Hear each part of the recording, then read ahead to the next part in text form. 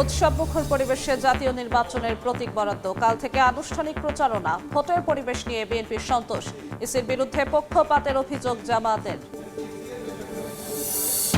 2 দশক পর সিলেট যাচ্ছেন বিএনপি চেয়ারম্যান তারেক রহমান। গভীর রাতে মাজার জিয়ারত। কাল যোগ দেবেন নির্বাচনী জনসভায়। সফরসঙ্গী হবেন দলের ত্যাগী নেতাকর্মীরা। মত তৈরি করে জনমত প্রভাবিত করার দিন শেষ। ভয়হীন পরিবেশ চায় জামাত। ফ্যাসিবাদের মতো নির্বাচন ওলটপালটের চেষ্টা হলে না মানার হুঁশিয়ারি। বাংলাদেশে যথাসময়ে নির্বাচন দেখতে চায় জাতিসংঘ। শান্তিপূর্ণ পরিবেশে ভোটে অংশগ্রহণের সুযোগ তৈরির আহ্বান। সবার নিরাপত্তা নিশ্চিতের তাগিদ। এবং ফাঁসির দণ্ডপ্রাপ্ত আসামি আবুল কালাম আজাদের ট্রাইব্যুনালে আত্মসমর্পণ। জয় পলকের বিরুদ্ধে বিচার শুরুর আদেশ। শেখ হাসিনার বিরুদ্ধে ব্যারিস্টার আরমানের সাক্ষ্য।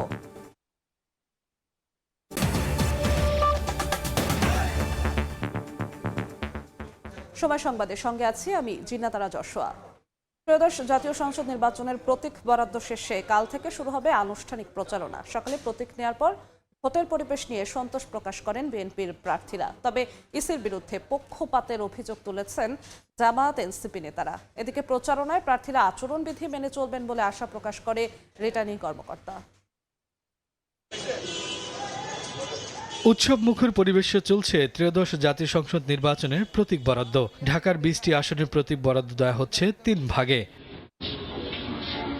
রাজধানীর সেগুনবাগিচায় বিভাগীয় কমিশনারের কার্যালয় থেকে 15টি আসনে 138 জন প্রার্থীকে তাদের প্রতীক দেওয়া হচ্ছে।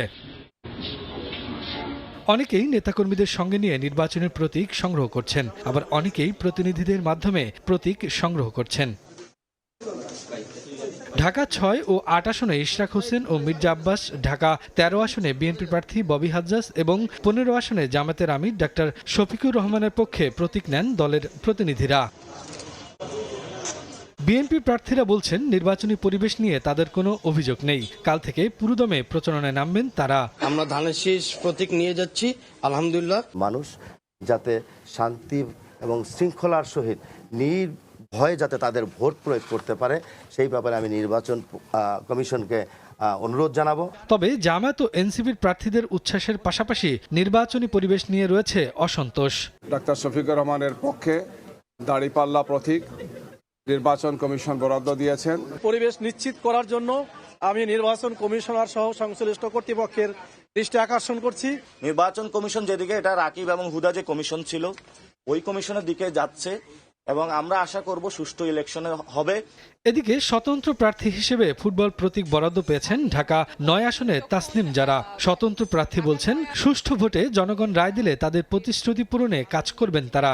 আমরা যে রাজনীতিটা সামনে দেখতে চাই, স্বচ্ছতা এবং জবাবদিহিতার রাজনীতি, তার ভিত্তিতেই আমাদের ক্যাম্পেইন চলবে। রিটার্নিং কর্মকর্তা জানিয়েছেন প্রার্থীরা সবাই সহযোগিতা করছে, তবে লিখিত অভিযোগ করেননি কেউ। প্রত্যেকেই আচরণবিধি মেনে চলবেন বলেও আশা করেন তিনি। ভোটারের আকাঙ্ক্ষা, এই ভোটারের প্রত্যাশা, সে তার নির্ভয়ে নির্বিঘ্নে ভোট দিতে পারে, পছন্দের প্রার্থীকে ভোট দিতে পারে, এটা আমরা নিশ্চিত করতে বদ্ধপরিকর। সারা দেশে 1967 জন প্রার্থীকে প্রতীক বরাদ্দ দিচ্ছে কমিশন। 22 জানুয়ারি থেকে আনুষ্ঠানিক নির্বাচনী প্রচারণা শুরু হবে। শফিকুজ্জামান রুবেল, সময় সংবাদ, ঢাকা। এদিকে ঢাকার বাইরেও উৎসবমুখর পরিবেশে চলছে প্রতীক বরাদ্দ। পছন্দের প্রতীক পেয়ে প্রার্থী ও সমর্থকরা আনন্দ মিছিল করেন। লেভেল প্লেইং ফিল্ড নেই বলে অভিযোগ করেছেন জামাতের সেক্রেটারি জেনারেল মিয়া গোলাম পরওয়ার। তবে নির্বাচনী পরিবেশে সন্তোষ প্রকাশ করেছেন বিএনপি প্রার্থী মিজানুর রহমান মিনু। উৎসবমুখর পরিবেশে প্রতীক বরাদ্দ। সারা দেশে প্রতীক বরাদ্দের মধ্য দিয়ে জোরালো হলো নির্বাচনের আমেজ। প্রতিটি নির্বাচনী এলাকায় রিটার্নিং কর্মকর্তারা চূড়ান্ত প্রার্থীদের হাতে পছন্দের প্রতীক তুলে দেন। পছন্দের প্রতীক পেয়ে প্রার্থী ও তার সমর্থকেরা আনন্দ উচ্ছ্বাস প্রকাশ করেন। কেউ কেউ প্রতীকের পক্ষে আনন্দ মিছিল করেন। বুধবার সকালে বগুড়া 6 আসনে বিএনপি চেয়ারম্যান তারেক রহমানের পক্ষে ধানের শীষ প্রতীক বরাদ্দ নেন জেলা বিএনপির সভাপতি রেজাউল করিম বাদশাহ। বগুড়া 2 আসনে নাগরিক ঐক্যর সভাপতি মাহমুদুর রহমান মান্নার পক্ষে কেটলি প্রতীক সংগ্রহ করেন তার প্রতিনিধি দল। ধানের শীষ নিরঙ্কুশ জয়লাভ করবে জানান রেজাউল করিম বাদশাহ। আর এলাকাভিত্তিক হুমকি পেলেও নির্বাচনী পরিবেশ নিয়ে সন্তোষ প্রকাশ করেন জামায়াত প্রার্থী। এদিকে খুলনায় নির্বাচনী পরিবেশ নিয়ে অসন্তোষ প্রকাশ করেন বিএনপি ও জামায়াত প্রার্থী। দীর্ঘদিন দাড়িপাল্লা প্রতীক নিষিদ্ধ ছিল জানিয়ে জামায়াত প্রার্থী মিয়া গোলাম পরোয়ার বলেন, দাড়িপাল্লা এবার জনগণের কথা বলবে। কোনো মনিটরিং নাই, শোকজ নাই, তত্ত্বাবধান নাই। ইট মিন্স যে লেভেল প্লেইং ফিল্ড প্রতিপালিত হচ্ছে না। রাজশাহী জেলা রিটার্নিং কার্যালয়ে দাড়িপাল্লা গ্রহণ করে জামায়াতে ইসলামীর কেন্দ্রীয় নায়েবে আমির ও রাজশাহী 1 আসনের প্রার্থী মুজিবুর রহমান বলেন, একটি বিশেষ দলের প্রতি প্রশাসন সহ মিডিয়া যেভাবে সমর্থন দিচ্ছে এতে লেভেল প্লেইং ফিল্ড হচ্ছে না। তবে রাজশাহী 2 আসনের বিএনপির প্রার্থী মিজানুর রহমান মিনু বলেন, এবারের নির্বাচন হবে উৎসব মুখর, নির্বিঘ্নে ভোটাধিকার প্রয়োগ করবে জনগণ। রাজশাহী নির্বাচন পরিবেশ খুবই ভালো, খুবই সৌহার্দ্যপূর্ণ সম্পর্ক এবং একে অপরকে স্বতঃস্ফূর্ত আগামীকাল থেকে মাঠে নির্বাচনী কর্মকাণ্ডের নাম। চট্টগ্রামে 16টি সংসদীয় আসনে 111 জন চূড়ান্ত প্রার্থীকে প্রতীক বরাদ্দ দেওয়া হয়েছে। সুষ্ঠু নির্বাচনের স্বার্থে লেভেল প্লেইং ফিল্ড নিশ্চিতের দাবি জানান তারা। ব্রাহ্মণবাড়িয়া 2 আসনের আলোচিত নারী নেত্রী ও স্বতন্ত্র প্রার্থী ব্যারিস্টার রুমিন ফারহানাও পেয়েছেন তার পছন্দের হাঁস প্রতীক। তিনি সন্তোষ প্রকাশ করে বলেন, তার সঙ্গে এলাকার জনগণ রয়েছেন। আমি আপনাদের প্রার্থী, আমি কোনো দলের প্রার্থী না। ছোট ছোট বাচ্চারা চিৎকার করতে থাকে, আমাদের হাঁস মার্কা, আমাদের হাঁস মার্কা। সো এই মার্কাটা আমার ভোটারদের মার্কা, এটা আমার মার্কা না। নেত্রকোনা 1 আসনের বিএনপি মনোনীত প্রার্থী ব্যারিস্টার কায়সাল কামাল ধানের শীষের প্রতীক সংগ্রহ করেন। এলাকার উন্নয়নে নিরলস কাজ করার পাশাপাশি মাদক নির্মূল ও কিশোর গ্যাং নিয়ন্ত্রণের প্রতিশ্রুতি দেন। আমাদের প্রত্যেকের দায়িত্ব এই গণতন্ত্রকে পুনঃপ্রতিষ্ঠা করা এবং গণতান্ত্রিক কালচার যেটা বাংলাদেশে ছিল সেই কালচারটাকে আবার সুপ্রতিষ্ঠিত করা। পঞ্চগড় 1 আসনে নির্বাচন কমিশন থেকে 10 দলীয় জোটের প্রার্থী হয়ে শাপলাকলির প্রতীক সংগ্রহ করেছেন এনসিপির উত্তরাঞ্চলের মুখ্য সংগঠক খাদিজা স্বপ্না। সময় সংবাদ। এই মুহূর্তে চট্টগ্রাম রিটার্নিং অফিসারের কার্যালয়ে আছেন সহকর্মী ফেরদৌস লিপি, সরাসরি যাচ্ছি তার কাছে। লিপি, বেশ উৎসাহ উদ্দীপনার মধ্য দিয়ে কিন্তু চট্টগ্রামের 16 আসনের যে প্রতীক বরাদ্দ সেটা চলছে এবং এই মুহূর্তে আমরা আছি বিভাগীয় কমিশনারের কার্যালয়ে। আপনারা জানেন যে চট্টগ্রামের কিন্তু 3টি রিটার্নিং অফিসারের কার্যালয় থেকে প্রতীক বরাদ্দ দেওয়া হচ্ছে এবং প্রতিটা রিটার্নিং অফিসে কিন্তু এখন একদম শেষ পর্যায়ে যে আসন রয়েছে সেই আসনগুলোর প্রতীক বরাদ্দ চলছে এবং সকাল থেকে আমরা দেখেছি যখন প্রার্থী এবং তাদের সমর্থকরা রিটার্নিং অফিসারের কার্যালয়ে আসছেন বেশ উৎসাহ উদ্দীপনা ছিল। তবে তাদের মধ্যে আচরণ বিধি মানা যে প্রবণতা সেটা আমরা দেখেছি এবং প্রত্যেক যেই প্রার্থী তার সাথে কিন্তু 3 থেকে 5 জনের বেশি যারা সমর্থক তারা কিন্তু কক্ষে প্রবেশ করছেন না এবং যখন প্রতীক বরাদ্দর আনুষ্ঠানিকতা শুরু হয় তখন রিটার্নিং কর্মকর্তারা কিন্তু পরস্পর যে মতবিনিময় সেটা করছেন। বিশেষ করে যে গণভোটের পক্ষে হা ভোট দেওয়ার জন্য কিন্তু প্রার্থী এবং প্রার্থী যারা জনপ্রতিনিধিরা আছেন কিংবা জনগণ আছেন তাদেরকে উদ্বুদ্ধ করার কথা বলছেন। পাশাপাশি নির্বাচনের মাঠে যেন আচরণ বিধি মানেন সেই বার্তা কিন্তু রিটার্নিং কর্মকর্তা থেকে দেওয়া হচ্ছে। আবার প্রার্থী যারা আসছেন তারা কিন্তু বিভিন্ন প্রশ্ন অভিযোগ কিন্তু আমরা করতে দেখেছি, সেই কথাগুলো কিন্তু রিটার্নিং কর্মকর্তারা শুনছেন। আর প্রার্থীদের প্রতীক বরাদ্দের পর যখন আমরা গণমাধ্যম কর্মীরা তাদের প্রতিক্রিয়া জানতে চেয়েছি তারা বলছেন যে নির্বাচনকালীন সময়ে নিরাপত্তা এবং বিশেষ করে যেন সমতা রক্ষা হয় সেই বিষয়গুলো কিন্তু তারা নির্বাচন যারা দায়িত্ব পালন করছেন বিশেষ করে রিটার্নিং কর্মকর্তা তাদের কাছে দাবি করছেন এবং প্রায় বলতে পারি যে প্রতিটি রিটার্নিং কর্মকর্তার কার্যালয়ে কিন্তু চট্টগ্রামের যে 16টি আসন সেই আসনে প্রায় শেষ পর্যায়ে কিন্তু প্রতীক বরাদ্দ চলছে। তো এই ছিল আমার কাছে এখনো পর্যন্ত চট্টগ্রাম থেকে সর্বশেষ। চট্টগ্রাম থেকে যুক্ত হয়েছিলেন সহকর্মী ফেরদৌস লিপি। 2 দশক পর আজ রাতে সিলেট যাচ্ছেন বিএনপি চেয়ারম্যান তারেক রহমান। সেখানে পৌঁছে গভীর রাতে মাজার জিয়ারত করবেন তিনি। পরে সকালে যোগ দেবেন আলিয়া মাদ্রাসা মাঠের নির্বাচনী জনসভায়। দলীয় প্রধানের আগমনে উচ্ছ্বসিত নেতাকর্মীরাও, বাড়ানো হয়েছে নিরাপত্তা।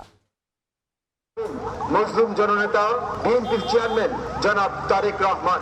বিএনপি চেয়ারম্যান তারেক রহমানের সফরকে ঘিরে উৎসবের নগরীতে পরিণত হয়েছে সিলেট। দলীয় প্রধানকে বরণ করে নিতে নেতাকর্মীদের ব্যাপক আয়োজন। 22 তারিখ সকাল 10টা আলিয়া মাদ্রাসা মাঠে। বুধবার সকালে সমাবেশস্থল আলিয়া মাদ্রাসা মাঠে চলে শেষ মুহূর্তের প্রস্তুতি। মঞ্চ প্রস্তুত, প্যান্ডেল তৈরি সহ নানা কাজে ব্যস্ত স্থানীয় নেতাকর্মীরা। তারেক রহমানকে বরণ করে নিতে উন্মুখ হয়ে আছেন জেলাবাসী। অধীর অপেক্ষায় আগ্রহ নিয়ে বসে রয়েছে তারেক রহমানের পবিত্র মাটি সিলেটে এক নজর দেখার জন্য। নিরাপত্তা বেষ্টনী দিয়ে নারীদেরকে বসার ব্যবস্থা করা হচ্ছে।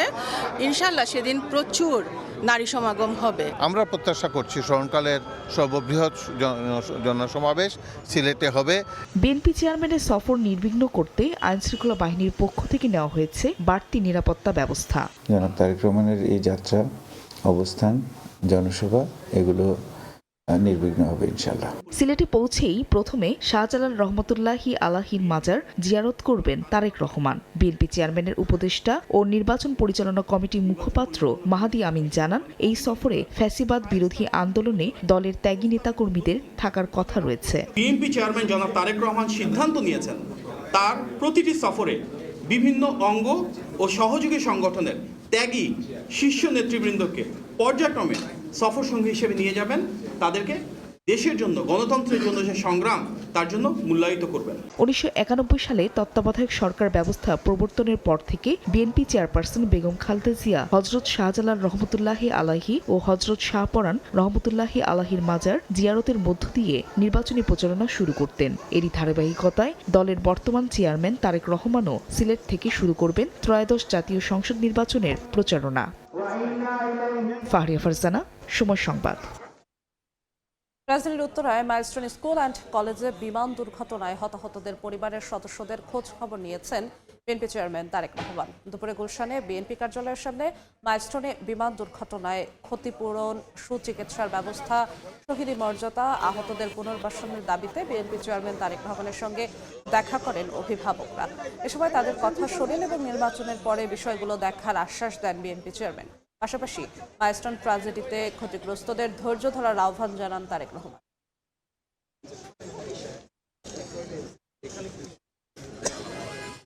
আর নির্বাচনের পরে যদি আল্লাহর রহমত হয় আমরা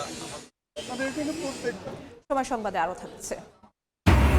বিচার প্রার্থীদের দুর্ভোগ কমাতেই জামিননামা চালু, প্রাথমিকভাবে 8 জেলায় উদ্বোধন। 6 মাসে আওতায় আসবে সারা দেশ, সময় ও অর্থ সাশ্রয়ের আশা।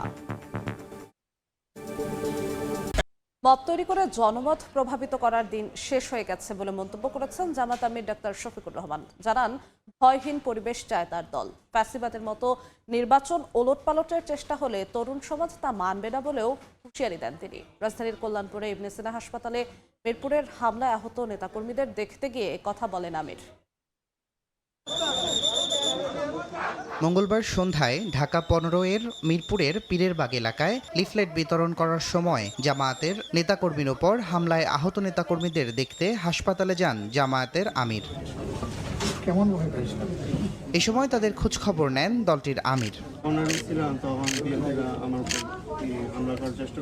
পরে সাংবাদিকদের সাথে মতবিনিময়কালে জামাতের আমির অভিযোগ করেন, মহিলা জামাতের কর্মীদের উপর হামলা চালানো হয়েছে। বলেন, ফ্যাসিবাদ আমলের মতো ভোটের হিসাব ওলটপালট করার চেষ্টা হলে যুব সমাজ তা মেনে নেবে না, ব্যালটের মাধ্যমে তার সমুচিত জবাব দেবে। এই 15.5 বছরের কায়দায় আবার নির্বাচনী ময়দানকে ওলটপালট করে দেওয়া হয়, তাহলে জাগ্রত যুব সমাজ কাউকে ক্ষমা করবে। মব করে জনমত এখন প্রভাবিত করার দিন শেষ। এ সময় নির্বাচন কমিশনকে আরও দায়িত্বশীল আচরণের আহ্বান জানান তিনি। বলেন, সবার জন্য সমতল মাঠ তৈরিতে কাজ করতে হবে আরও। আমরা নির্বাচন কমিশন এবং সরকারকে বলবো, যদি সত্যি আপনারা যে অঙ্গীকার করেছেন সুষ্ঠু নির্বাচনের, সেই অঙ্গীকার যদি আপনারা বাস্তবায়ন দেখতে চান, তাহলে আপনাদের দায়িত্ব আপনাদেরকে অবশ্যই পালন করতে হবে। এদিকে হামলার প্রতিবাদে বুধবার সকালে মিরপুর এলাকায় বিক্ষোভ মিছিল করে জামাত। জড়িতদের শাস্তির আওতায় আনার দাবি জানান তারা। তুষার আহমেদ ইবন, সময় সংবাদ, ঢাকা।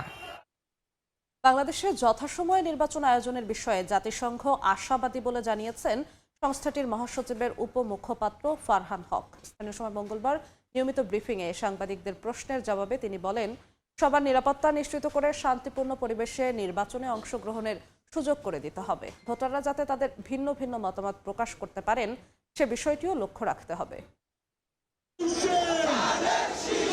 বাংলাদেশের জাতীয় সংসদ নির্বাচনে উত্তাপ ছড়িয়ে পড়েছে দেশের বাইরেও। প্রায় প্রতিদিনই রাজনৈতিক দলগুলোর সঙ্গে বৈঠক করছেন বিভিন্ন দেশের কূটনীতিক ও রাষ্ট্রদূতরা। এবার জাতিসংঘের নিয়মিত ব্রিফিংয়ে উঠে এলো বাংলাদেশের নির্বাচন প্রসঙ্গ।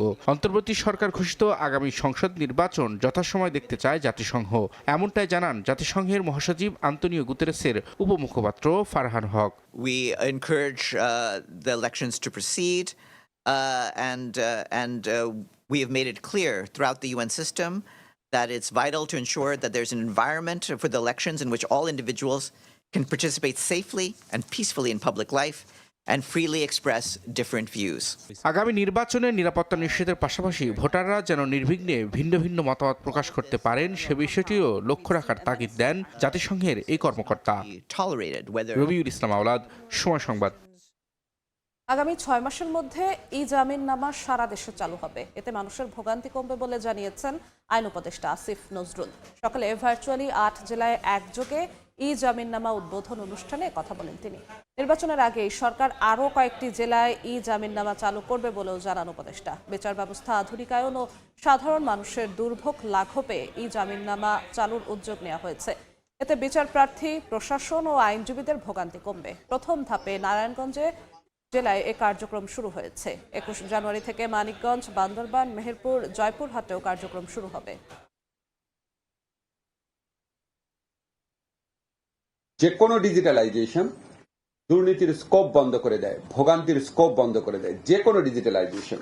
আমরা অনলাইন বেল বন্ডের পাশাপাশি আরো কয়েকটা পদক্ষেপ নিয়েছি। রংফুল কনফাইনমেন্ট হতো, মানে একজন জামিন পেয়ে গেছে তারপর উনি কেন জেলে আছে, এটা তো অপরাধমূলক ভাবে একটা কনফাইনমেন্ট হয়ে যেত। সেটার থেকে মুক্ত পাওয়ার চিন্তা থেকে আমরা নারায়ণগঞ্জে চালু করেছিলাম। এটা অত্যন্ত সফল হয়েছে, জনপ্রিয় হয়েছে। আজকে আরো 8টা জেলাতে রেপ্লিকেট করছি। আপনাদেরকে বলেছি আমি 8টা জেলার কথা। তো আমরা আশা করছি এতে পড়লে শুধু যে মানুষের ভোগান্তি হ্রাস পাবে বা দুর্নীতি বন্ধ হবে সেটা না, এটাতে কাজের এফিসিয়েন্সিও বাড়বে।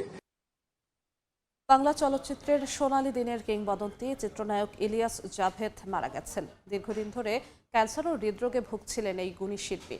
মৃত্যুকালে তার বয়স হয়েছিল 82 বছর। 1964 সালে উর্দু ভাষার চলচ্চিত্র নয় জিন্দেগি দিয়ে নায়ক হিসেবে চলচ্চিত্রে অভিষেক ঘটে ইলিয়াস জাভেদের। এরপর তিনি একের পর এক জনপ্রিয় সিনেমায় অভিনয়ের মাধ্যমে দর্শক জনপ্রিয়তা পান। তার অভিনীত উল্লেখযোগ্য চলচ্চিত্রগুলোর মধ্যে রয়েছে মালকা বানু, অনেকদিন আগে, শাহজাদা, রাজকুমারী, চন্দ্রবান সহ আরও বহু চলচ্চিত্র। অভিনয়ের পাশাপাশি চলচ্চিত্রের নৃত্য নির্দেশনার ক্ষেত্রেও ছিল তার অসামান্য অবদান।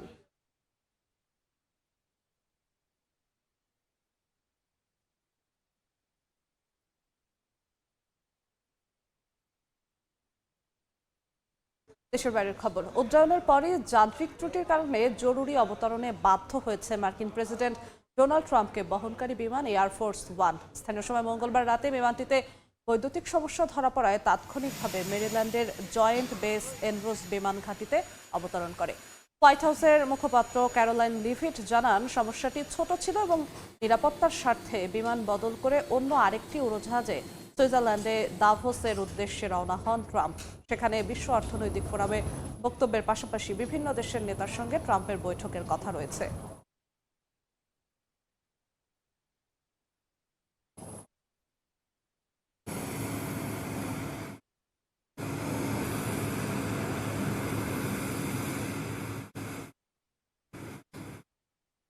খেলার খবর। নিরাপত্তা শঙ্কায় ভারতে বাংলাদেশের খেলতে না যাওয়ার সিদ্ধান্তকে সমর্থন করে আইসিসিকে চিঠি দিয়েছে পিসিবি।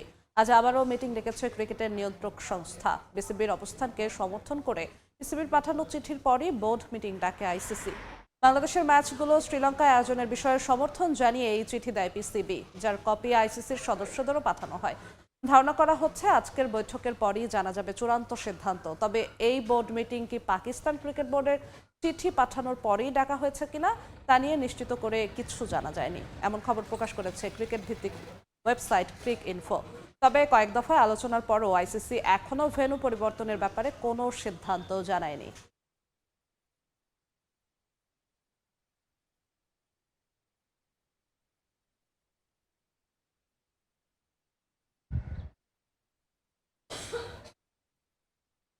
এ পর্যায়ে শীর্ষ সংবাদগুলো জানিয়ে দিচ্ছি আরেকবার। উৎসবমুখর পরিবেশে জাতীয় নির্বাচনের প্রতীক বরাদ্দ, কাল থেকে আনুষ্ঠানিক প্রচারণা। ভোটের পরিবেশ নিয়ে বিএনপির সন্তোষ, ইসির বিরুদ্ধে পক্ষপাতের অভিযোগ জামাতের। 2 দশক পর সিলেট যাচ্ছেন বিএনপি চেয়ারম্যান তারেক রহমান। গভীর রাতে মাজার জিয়ারত। কাল যোগ দেবেন নির্বাচনী জনসভায়। সফরসঙ্গী হবেন দলের ত্যাগী নেতাকর্মীরা। এবং মত তৈরি করে জনমত প্রভাবিত করার দিন শেষ। ভয়হীন পরিবেশ চায় জামাত। ফ্যাসিবাদের মতো নির্বাচন ওলট পালটের চেষ্টা হলে না মানার হুঁশিয়ারি।